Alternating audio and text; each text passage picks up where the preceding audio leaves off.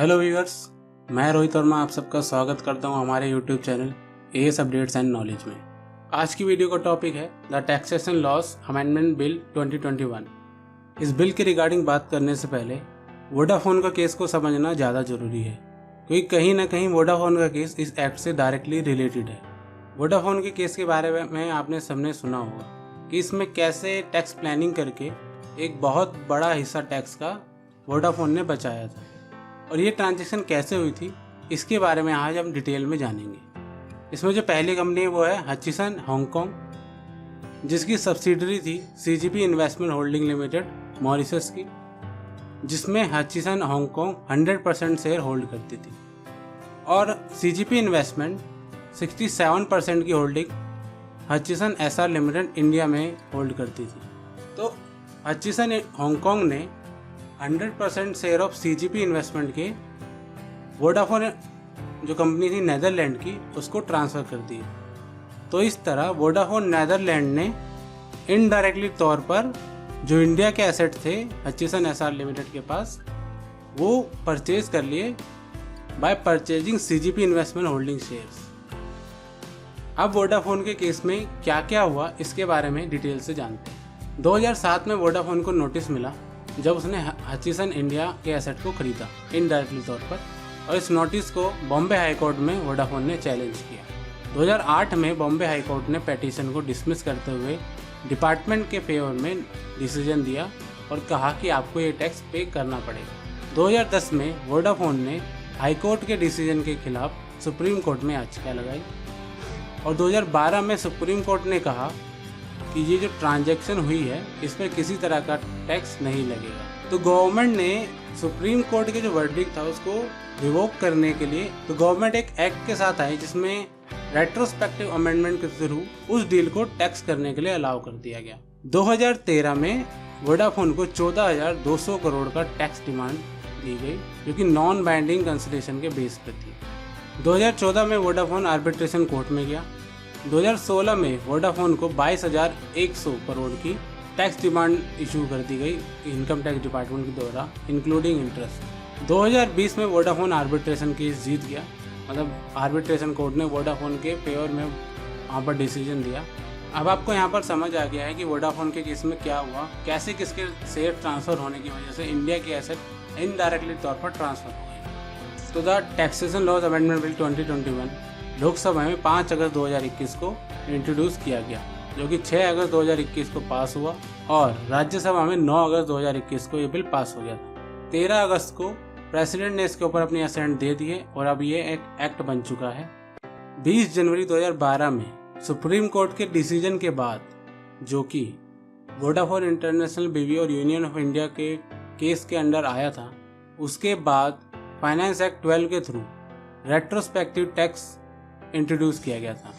तो यह bill propose करता है amendment in income tax act 1961 and the finance act 2012, जिसमें रेट्रोस्पेक्टिव टैक्स को ख़त्म किया जा रहा है। Section 9 of income tax act 1961 उन इनकम्स को मेंशन करता है जो कि मान ली जाएंगी accrue or arise in India.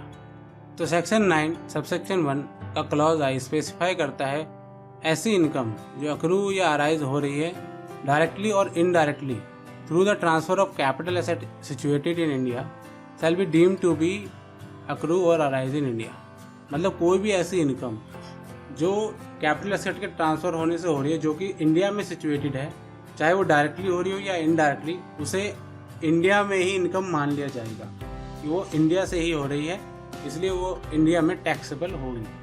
Finance act 2012 के बाद सेक्शन 9 सबसेक्शन 1 के क्लॉज आई में 2 एक्सप्लेनेशन जोड़ी गई, जिसमें एक्सप्लेनेशन नंबर 4 और एक्सप्लेनेशन नंबर 5। इसमें एक्सप्लेनेशन नंबर 4 के अंदर जो थ्रू की मीनिंग थी उसमें कुछ वर्ड्स को इंक्लूड किया गया, जिसमें थे by mean of, in consequences of or by reason of. अगर बाय मीन ऑफ की बात करें मतलब किसी के ज़रिए, इन कॉन्सिक्वेंसेस ऑफ मतलब किसी परिणाम स्वरूप, एंड बाय रीज़न ऑफ मतलब किसी कारणवश।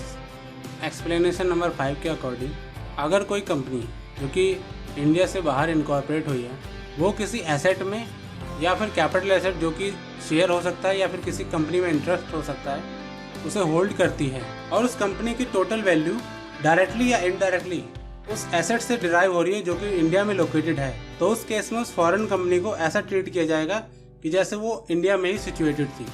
तो जैसे कि सीजीपी इन्वेस्टमेंट हचिसन इंडिया में 67% शेयर होल्ड करती थी और सीजीपी इन्वेस्टमेंट की सब्सटैंशियली वैल्यू देखें तो हचिसन इंडिया से डिराइव हो रही थी, पर इस एक्सप्लेनेशन के ना होने की वजह से उस टाइम उस ट्रांजैक्शन पर टैक्स नहीं लग सकता था। तो इस अमेंडमेंट बिल की ज़रूरत क्यों पड़ी और फाइनेंस एक्ट 2012 को क्यों बदलना पड़ रहा है, इसके बारे में थोड़ा देख लेते हैं। एक तो जो मेन रीज़न इसको लाने का था वो था फॉरेन इन्वेस्टर के अंदर ट्रस्ट जागाने का, ताकि वो इंडिया के अंदर इन्वेस्ट करें, क्योंकि रेट्रोस्पेक्टिव टैक्स लाने की वजह से काफ़ी जो फॉरेन इन्वेस्टर थे वो इंडिया में इन्वेस्ट करने से हिचकिचा रहे थे। क्योंकि अगर आज वो आ भी जाएं और आप कल कोई रेट्रोस्पेक्टिव टैक्स अमेंडमेंट ला दो तो उस केस में उनका तो घाटा हो जाएगा। इसीलिए इस अमेंडमेंट को लाना जरूरी है ताकि फॉरेन इन्वेस्टर के अंदर आप ट्रस्ट बिल्ड कर सको ताकि वो इंडिया में इन्वेस्ट करें।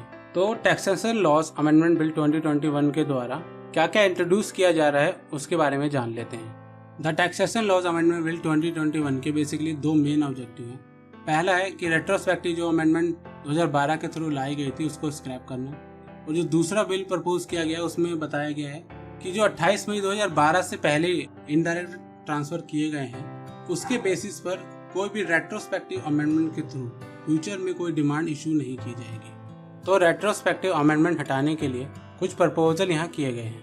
पहला, 28 मई 2012 से पहले की गई किसी भी ट्रांजैक्शन की फ्यूचर में किसी तरह की डिमांड इशू नहीं की जाएगी, और अगर कोई डिमांड पहले से इशू हो रखी है और ट्रांजैक्शन बिफोर 28 मई 2012 उसको नलिफाई कर दिया जाएगा on fulfilment of specified conditions. और अगर इन डिमांड के रिलेशन में गवर्नमेंट ने किसी भी तरह का अमाउंट कलेक्ट कर लिया है तो इस अमेंडमेंट के बाद वो अमाउंट रिफंडेबल होगा, और जो गवर्नमेंट रिफंड करेगी वो विदाउट एनी इंटरेस्ट करेगी, मतलब उसमें किसी तरह का इंटरेस्ट पे नहीं किया जाएगा।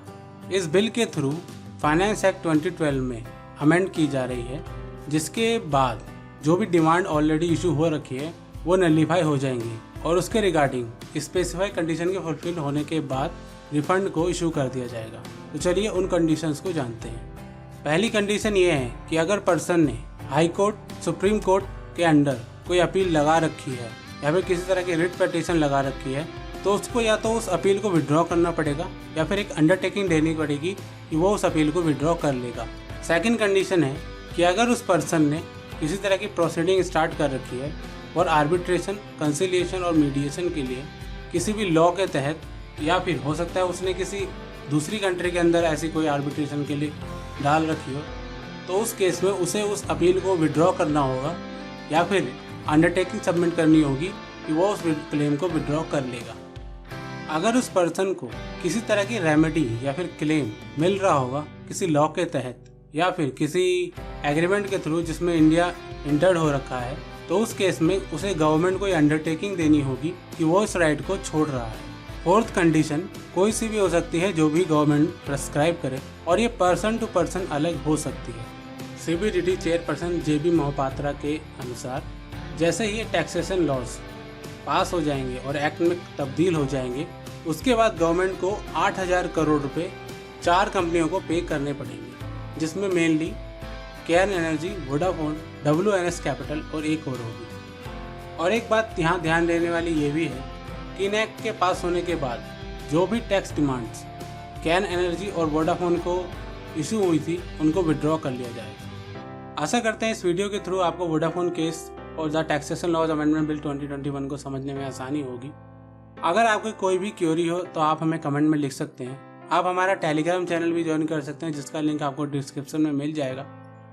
चैनल को सब्सक्राइब करना ना भूलें ताकि आपको फ्यूचर में ऐसी रेगुलर वीडियो मिलती रहे। इस PPT का लिंक आपको डिस्क्रिप्शन में मिल जाएगा। अगर आप वहाँ से डाउनलोड करना चाहते हैं तो डाउनलोड कर सकते हैं। जय हिंद, वंदे मातरम।